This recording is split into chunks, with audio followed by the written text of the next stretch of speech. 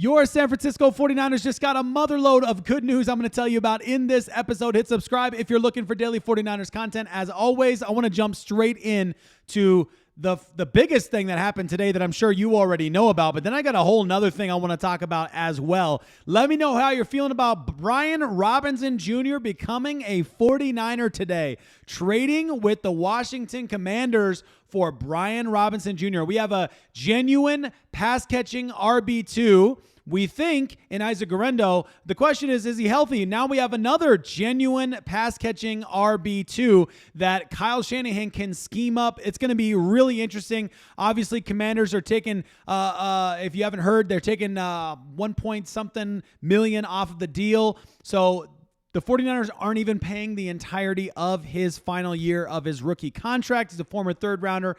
Had over 1,000 yards in the air through the ground in 2023. Had just shy of 1,000 yards in 2024 through the air and on the ground. 2,300 yards total over those 2 seasons. 20 TDs over his 3-year career. So there's a lot to like about this move for a young back. At a potentially pivotal time in his career on a prove-it year of his deal. This is a really, really wonderful opportunity for the San Francisco 49ers. Probably not going to be a 49er after this year, but this is a great time to bring in a guy like this while you're still trying to figure out the rest of your running back room. You're trying to get guys like Jordan James out there to get him up to speed over the course of this season. And I think there's some really interesting storylines around this. Could the 49ers be freeing up Christian McCaffrey to do some more other things? Because you have another genuine pass-catching threat. No offense to Jordan Mason.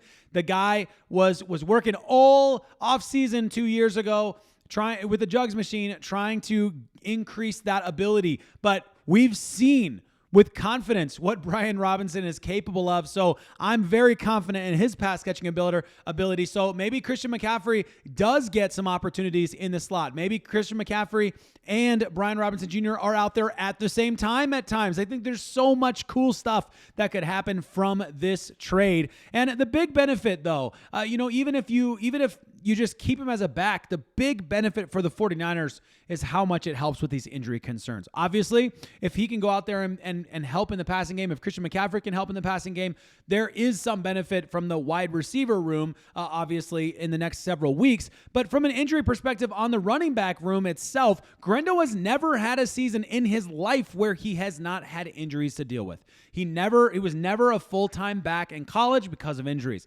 Often hamstring, by the way. And then even last year, we saw some really good things out of Isaac Guerendo, but the guy gets injured. He was injured in training camp, injured again during the season, injured in training camp this season, and I don't know if we can trust him. I really would like to see him be the future, Raheem Mostert type back. I'd love to see Isaac Guerendo be great. I'm not trying to hate on Guerendo at all. The guy was a former wide receiver, so he's also a pass-catching threat. However, he has to stay healthy, and that's something I'm concerned about. Then you've got Jordan James, who's been injured twice, but one of them's a broken finger, so I'm not too worried about that one. I think he'll be all right, and he'll be able to be valuable to the 49ers this season. Obviously, Patrick Taylor Jr., season-ending IR. Corey Kiner, IR. Amir Abdullah, injured and released. Jeff Wilson, old.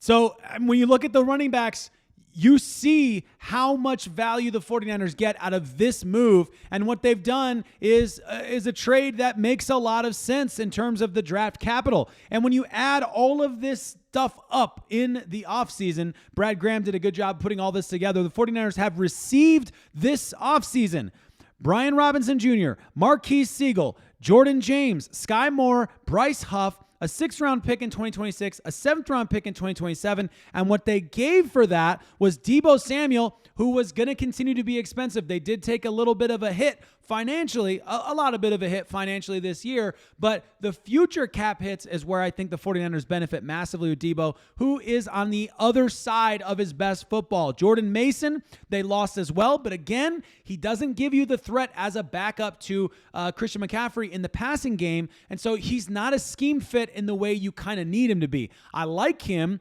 as a running back. I really liked him, and I picked him to be great, but I was unfortunately, once he got injured in the shoulder, he didn't look the same when he came back. And so there's a concern there too. But then you've got, you gave up a 5th round pick in 25, a 5th round conditional pick in 26, a 6th round pick in 26, and a 6th round pick in 2027. That feels like really, really, really good business for the San Francisco 49ers. That is awesome. When you look at that on the paper and you see both sides next to each other, it's like, I think the 49ers did really well in that position. Sterling Bennett making a fantastic point too, saying the acquisition of Brian Robinson allows the 49ers to use Christian McCaffrey and Isaac Guerrero as patch catchers more often, a more valuable asset with the amount of receivers currently injured. Meaning you don't have to worry about taking risks with Christian McCaffrey and Isaac Guerrero in the pass catching game as well, because you've got another back who's a genuine solid back. You've got 3 guys there who've shown. Isaac Guerrero, I say, has shown. Brian Robinson and Christian McCaffrey are proven backs, obviously, at different levels, of course. But you've got 3 backs who are genuine backs. Like, this is really, really good. And Isaac Guerrero, for all you want to say about his recent injury, his shoulder injury, you do have to remember, like, he was, as Kyle Shanahan pointed out multiple times, he was able to keep all of his fitness up along the way because it was shoulder. So that definitely helps him going forward. Let me know in the comments what you think about this move. I think it's awesome. I want to talk about something else that popped up in my feed yesterday or this morning that I had not seen before, which is Brock Purdy. Brock Purdy is this. I've obviously seen Brock Purdy in my feed, but this particular, okay? Brock Purdy is an interesting dude, guys, because he's a complicated player. He's got these huge narratives that are constantly working against him. He's not the biggest or most athletic quarterback of all time, but he's sneaky good, and he pops up on wild stat sheets like this all the time. Brock Purdy, on this stat sheet, you probably can't see it really well. There he is. I circled it for you. You probably can't see it really well, so I'll break it down for you real quick. Okay? Brock Purdy has the 2nd best EPA per drop back after 2.5 seconds of holding onto the ball since 2018. Let me re-say that again. When a quarterback has to hold onto the ball longer than 2.5 seconds, there's a lot of reasons that can happen. Could be receivers aren't open. We saw the 49ers struggling with separation last year. It could be that your offensive line is breaking down and you're moving around. There are a lot of reasons why a play extends. When the play extends to after 2.5 seconds, Brock Purdy has the 2nd best EPA per drop back since 2018.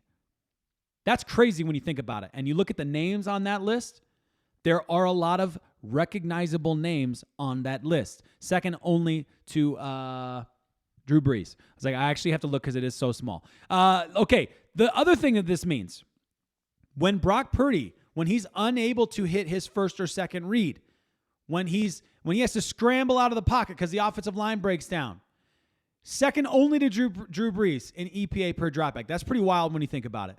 And while it may feel like Brock Purdy gets sacked a lot on these extended plays, last year I felt like he was a little bit a little bit of happy feet at the beginning of the season, the first few games.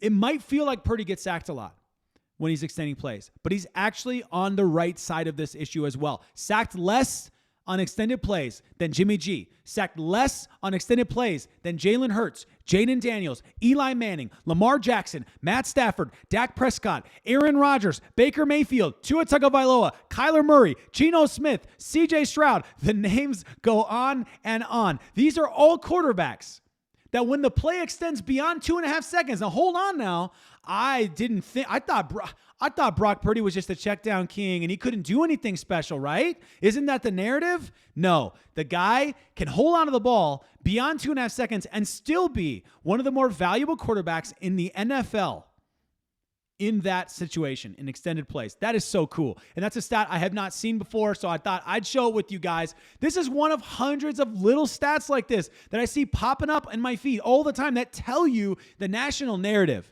around this quarterback is just not nuanced enough. It's not deep enough. It's lazy, and it needs correction. Which brings me to Greg Cosell. We've talked about Greg Cosell many times on this channel. He goes on 95.7 The Game a lot, and I definitely massively respect his opinion. NFL Films analyst, one of the best in the world, one of the best film analysts in the world. Well, he went on Colin Cowherd's show. If you haven't seen this, you got to listen to it, okay? If you haven't heard this is crazy. Cowherd, as you know, he's had some of the worst 49ers takes over the last year and a half, and sometimes his co-host, Jason McIntyre, can help out, can push back a little bit. But, Cowherd can't be reasoned with until maybe Greg Cosell comes on. Greg Cosell, he tries to put this whole narrative out there about Brock Purdy. And Greg Cosell goes on there, having just watched 250 snaps back to back, and he spits 100% facts in this clip. Listen to this. Well, it's funny you mentioned Purdy because last week I watched 250 dropbacks of Purdy over a 2-day period.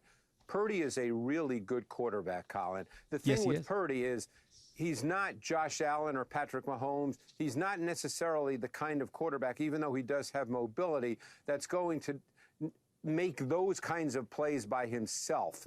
By the way, no 49ers fan that I know is making those claims. Can we just agree on that? So trying to rate him as a quarterback that does those things and tries to be a Josh Allen and tries to but he's not as good as Josh Allen. Yeah, of course. No one ever said he's better than Josh Allen. If you did, I disagree with you. That's fine if you think that, but I disagree with you.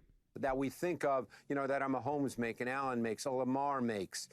He certainly doesn't navigate the pocket the way a Joe Burrow does. But in terms of being what we call a post-snap operator, in other words, when he takes the snap, he has such an intuitive feel for what he sees, and therefore he's a really, really good timing and anticipation thrower. It's just innate to him. He sees it really quickly. So Purdy is a high-level post-snap operator. A high-level post-snap operator. Hold on to that. Because next time you're in an argument with someone, which does happen still somehow to this day, next time you're in an argument, just drop that little line out there. Hey, hold on now. Greg Cosell says he's an elite post-snap operator. He's a really, really good player. It gets to that old question of how many quarterbacks, Colin, and you can go back years and years, are really great when their team's not very good. I mean, that's, Purdy is a really good quarterback. He's just not a dynamic athlete who's necessarily going to make those kind of special plays on his own. But as a pocket quarterback, he's pretty high level. Absolutely love that. Colin Cowherd, actually, I'll let him finish. Go ahead. Boy, too bad Jason McIntyre's not on the show today. He'd be doing backflips after that. Yes, he would be. Because he's right. My goodness. I absolutely love that. People love to bring up. I got stats coming out of my ears all the time on Brock Purdy. He has gone through a lot to get to where he is today. You got to just respect the kid for his accomplishments. I dare you to go to Pro Football Reference and look up the advanced passing stats on Brock Purdy, because I did it again today because I've done it before many times. I've shown people the website because I felt like I'm a Brock Purdy apologist or something, and I'm not trying to be. I just like the quarterback, and I think he's good, and people disagree, and so I got to show him stuff. But he led the league in passer rating in 2022. He led the league in passer rating in 2023 among qualifying quarterbacks. Brock Purdy last year, in his no Avengers year, with his little arm, was number 1 in completed air yards per pass attempt. I'm going to say that again. Brock Purdy last year, in his no Avengers year, with his little arm, and he can't throw really far, he was number 1 in completed air yards per pass attempt. That's how far the ball travels before it gets to the actual player's hands. That means that Brock Purdy threw the ball through the air further per pass attempt than Lamar Jackson, Patrick Mahomes, Joe Burrow, Josh Allen, Matthew Stafford, etc. The year before, 2023, he'd led the year in that stat too. Purdy holds records. I'm sure you've heard, of course, a bunch of these, but he holds records like highest passer rating in his first 25 starts since 1970, holds records for having incredibly high passer ratings in his first 3 seasons, young player type stats. He has a ton of those. He's tied for second with most consecutive wins to kick off your career as a QB. But you love to play the wins and losses games, don't you, national media? You just love to play that. Well, but he was 6-11 last year. As if, right? Like we look at a guy like Joe Burrow and we don't grade him on wins and losses because his defense was trash. I seem to remember a 49ers defense that was pretty bad last year, like worst in the league almost against the run. So I just feel like it's not nuanced enough. The national media narratives are just too simplistic. They're too overarching. They're too trigger happy. They're just trying to get you frustrated. And I don't hear 49ers fans, you guys. I don't hear 49ers fans saying Brock Purdy is the best quarterback in the league. I don't hear people saying he's the best quarterback athlete in the league. I don't hear that kind of stuff. So why are we getting all these assumptions? Give this kid some stinking credit. Speaking of this kid getting some stinking credit, we have one more preseason game before that kid is going to earn his own credit again in the 2025 season. One more day until the Chargers game. No starters out there. Brock Purdy's not going to be out there. Hopefully not many. We might see guys like Sky Moore. We will probably see some rookies who are expected to start this season. We saw Siegel has gotten a lot of snaps despite the fact that he's looking like a guy who could potentially be a starter. He's looking like there's a really good shot he could be a starter. So we're going to see those rookies getting reps, getting practice out there. That's good, you know. We might see that. We might even see Brian Robinson Jr. You know, who knows? Maybe he gets a run out there. I don't know. That's a pretty quick turnaround if he's doing his physical today and there's a game tomorrow. But whatever the case is, you know, I'm excited. I'm really excited what the 49ers are doing. They have quietly had one of the best off seasons as it's all said and done now. When we look back, they've had a really, really good off season. And it started a little slow, and it started a little confusing for a lot of people. But when you look back at everything that they've done, I feel really confident in what they've done. I'm really excited. This team's still got a lot of room to grow. It's got a lot of room to grow. It's not going to happen overnight. But I'm very excited with where this team is going. I'm very excited for the future of this team. And I hope, my goodness, it's a Friday. I hope you guys are having a fantastic start to your weekend.